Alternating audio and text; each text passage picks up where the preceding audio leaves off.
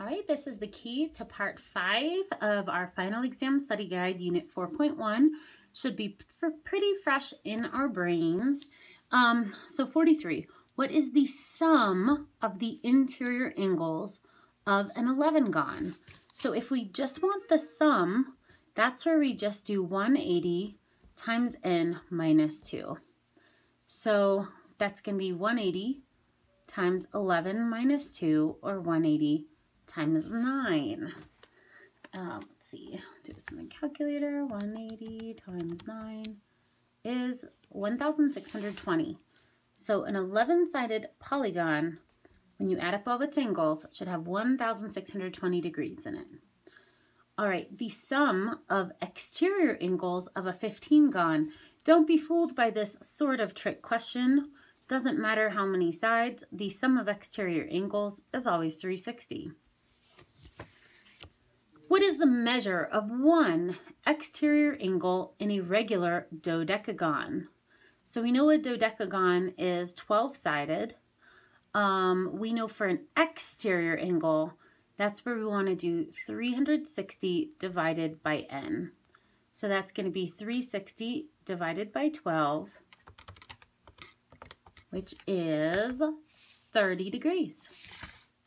Now, if I asked you to also find the interior angle, the interior and exterior are supplementary. So the interior would be 150. You can kind of find the interior that way or check your work that way. All right, what's the measure of one interior angle in a regular heptagon? So we know that is 7-sided, and that's where we're going to do 180 times n minus 2 over n.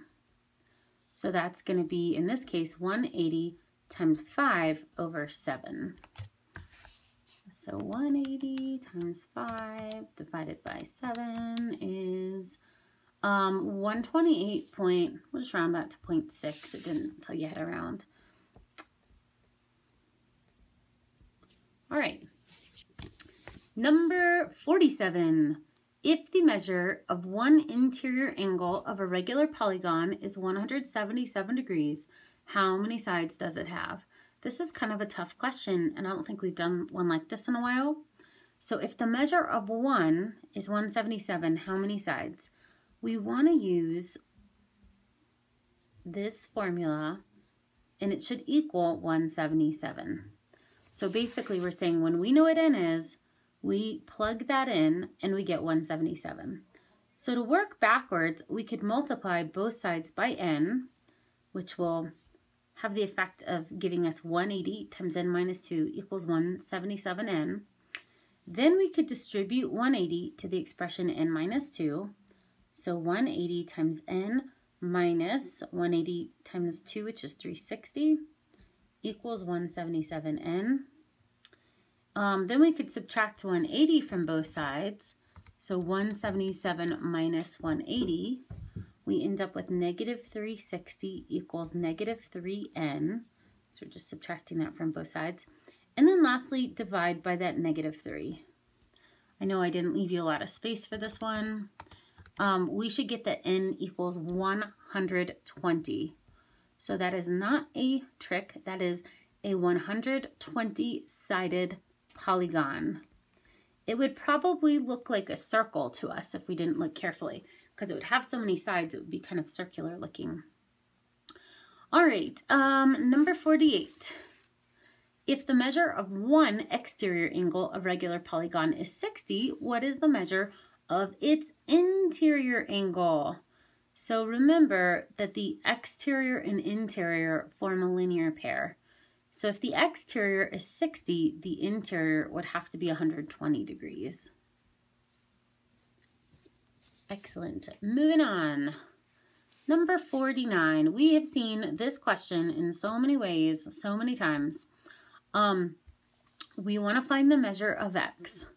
We need to know first what shape it is. So it's got 1, 2, 3, 4, 5 angles, 5 sides. It's a pentagon. So to figure out what the sum of the angles on the inside should be, we need to do this math, 180 times 5 minus 2, which is the same as 180 times 3. and we get the sum should be 540 degrees. So now if we add these numbers up, 110 plus 91 plus 123 plus 96 plus x, all that should add up to 540. All right, we can combine our constant terms. So 110 plus 91 plus 123 plus 96, we get 420. So 420 plus x equals 540. Subtract both sides by 420. We get 120. So x would be 120 degrees. All right, moving on. Let's see, number 50. List the 3 special quadrilaterals that have congruent diagonals. The 3 special quadrilaterals with congruent diagonals. So that is going to be your square,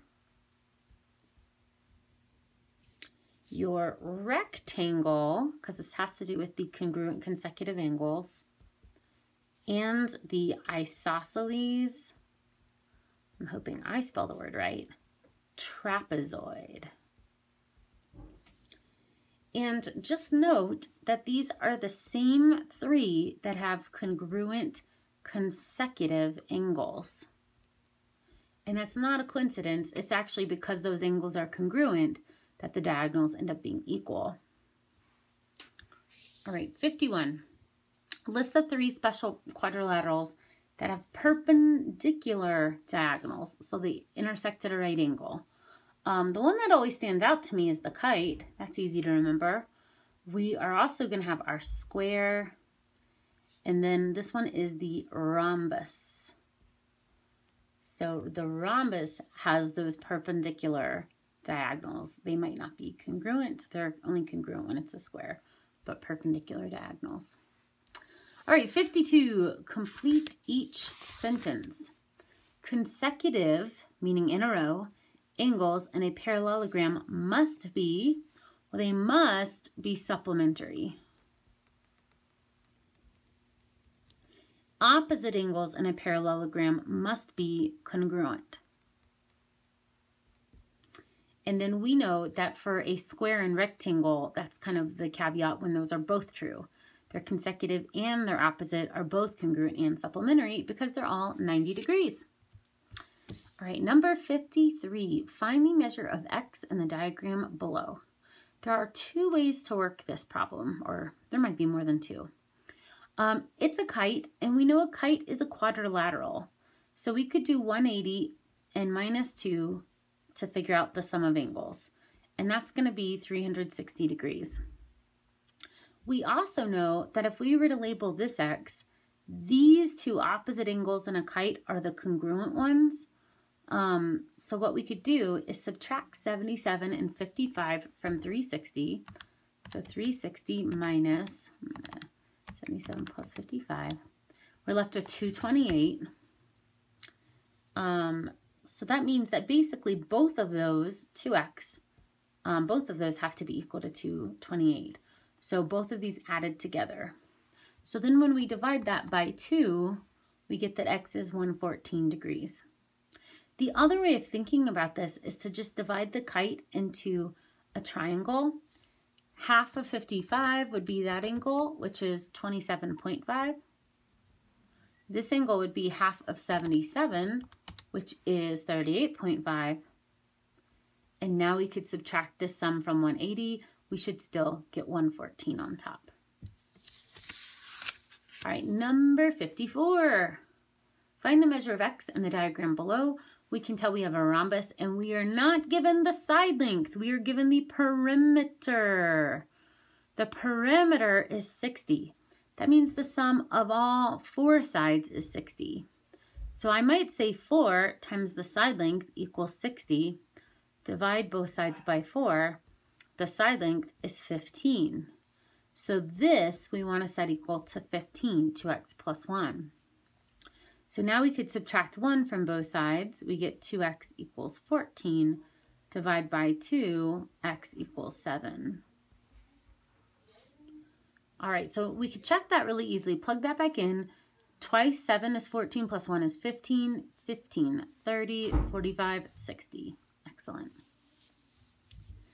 Number 55. We have a kite in number 55. You're asked to find the measure of x in the diagram below. You were given parts of the diagonals. You don't need this other part, but it is 7 because the short diagonals are always bisected. The long one is not.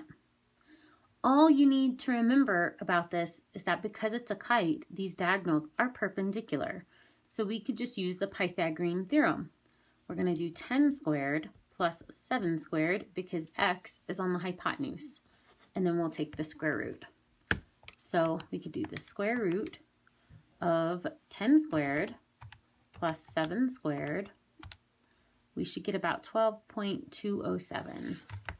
So x is approximately 12.207 units. All right.